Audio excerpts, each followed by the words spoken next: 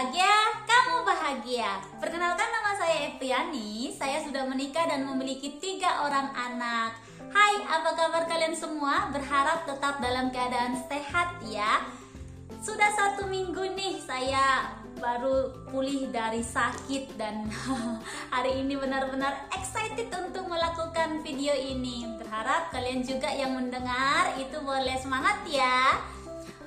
Mensyukuri semua kebaikan Tuhan dalam hidup kita. Yang pertama, kesehatan itu sangat perlu untuk disyukuri, karena ketika badan kita lemah, semua aktivitas itu akan terbengkalai. Jadi bersyukur buat keadaanmu yang hari ini boleh sehat dan kuat dalam melakukan aktivitas ya. Terima kasih buat kamu yang tetap setia boleh ada di channel YouTube saya. Terima kasih juga buat kamu yang baru pertama kali hadir di channel ini. Hai, salam kenal dan please subscribe ya untuk boleh mendukung channel ini.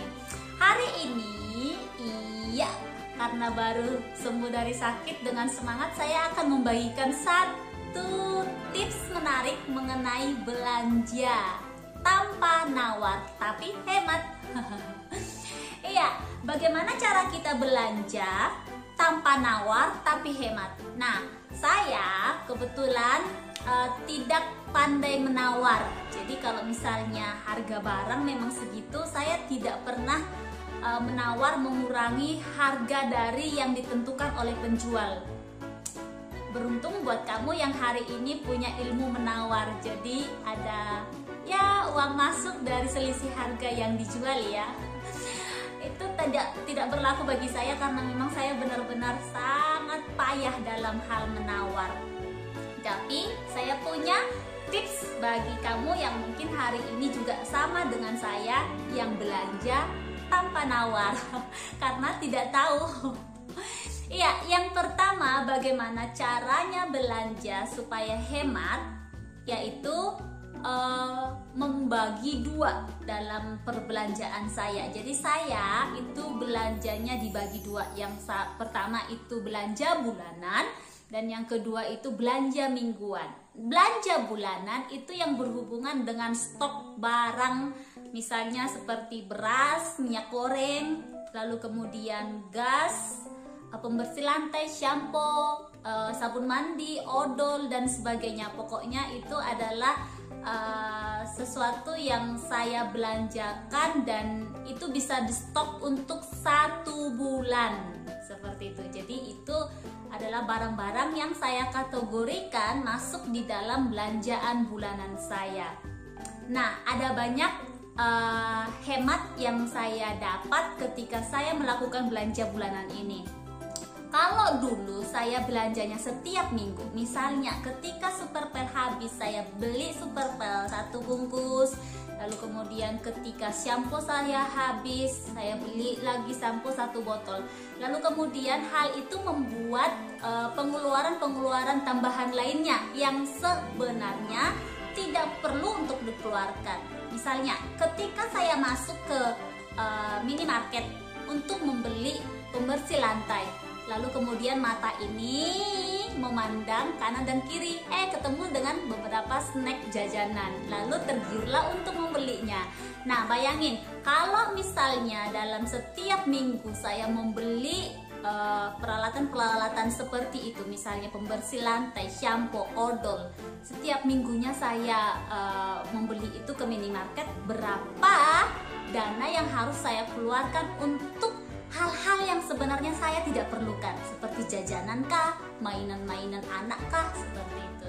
Nah, ketika saya melakukan belanja bulanan sekaligus melakukan stok, kan kita sudah tahu nih berapa kira-kira minyak goreng yang kita butuhkan dalam 1 bulan. Misalnya kalau saya itu butuh misalnya 4 bungkus, saya akan langsung sekaligus membeli di dalam 1 kali belanja itu 4 bungkus minyak goreng untuk keperluan 1 bulan. Begitu juga dengan Superpel misalnya, lalu kemudian shampoo, berapa botol yang akan saya habiskan dalam 1 bulan, saya langsung beli sekaligus di dalam sekali perbelanjaan itu. Nah, Ini akan mengurangi jajan-jajan yang kalap akibat mata ya.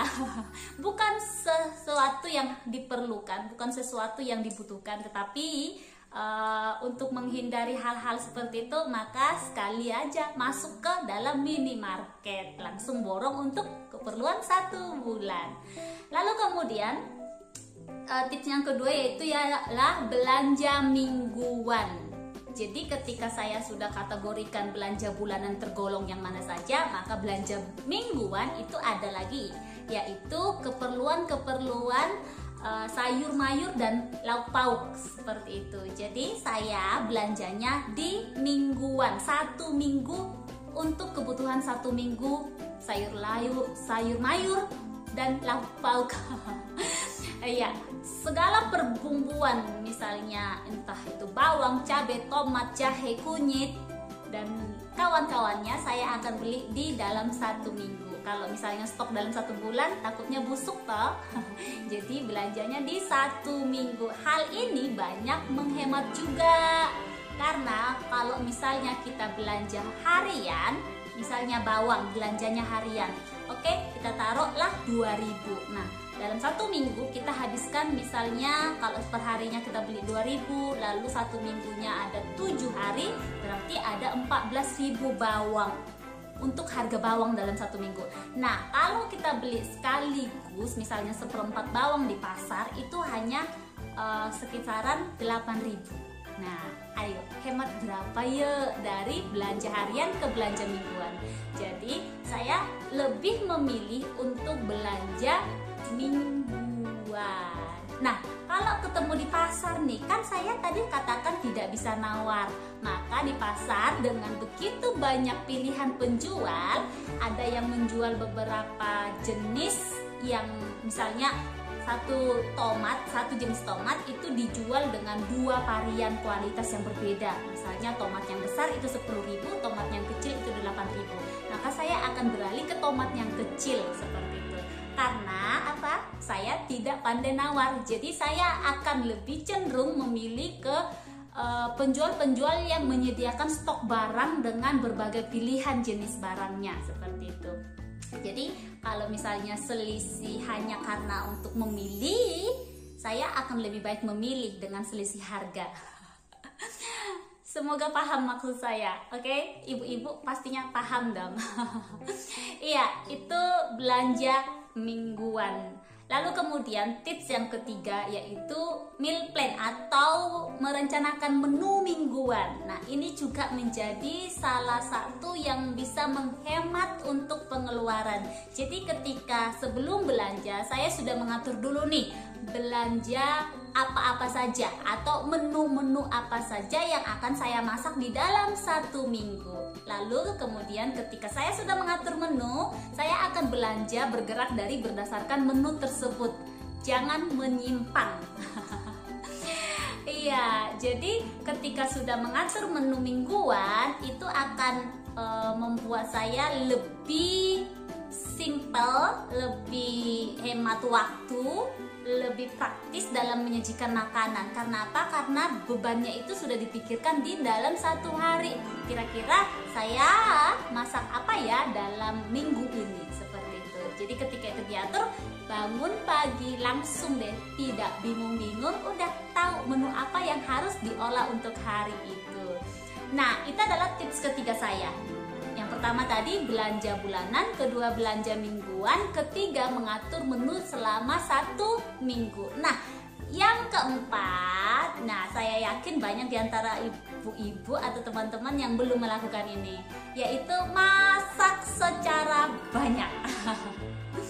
Iya, jadi tahu tidak kalau kita masak dengan porsi sedikit dengan porsi yang banyak, itu bumbunya itu selisihnya cuma sedikit. Jadi saya lebih memilih untuk masak dalam porsi yang banyak. Masak dalam porsi yang banyak itu maksudnya bagaimana sih? Jadi kan kita dalam 1 hari itu ada 3 kali makan. Jadi dalam 1 hari saya akan masak untuk 3 kali makan. Jadi misalnya pagi-pagi saya masak itu untuk pagi, siang, dan malam. Ini sangat menghemat untuk penggunaan bumbu, lalu menghemat juga untuk yang namanya waktu, karena saya hanya akan repot di pagi hari dan santai di siang hari dan santai juga di sore harinya. Karena apa? Menunya, makanannya sudah diolah di pagi hari. Nah, dengan daftar menu tadi yang saya buat di tips yang ketiga, itu membuat saya juga tidak pernah masak menu yang sama di 1 minggu. Jadi walaupun masaknya itu sama, misalnya makan pagi sama dengan makan siang, dengan makan malamnya sama, tapi itu tidak akan pernah berulang di hari berikutnya, seperti itu. Jadi ini adalah tips saya untuk saya boleh berhemat belanja untuk pengeluaran bulanan dan pengeluaran mingguan saya tanpa menawar. Bagaimana cara kamu untuk berhemat di perbelanjaan bulanan dan mingguanmu? Share ya di kolom komentar. Saya juga ingin mendengar beberapa tips dari kalian semua. Terima kasih, semoga tips yang saya bagi itu sangat bermanfaat atau bisa bermanfaat untuk kalian semua ya. Terima kasih, salam bahagia untuk kalian semua, keluarga bahagia. Bye.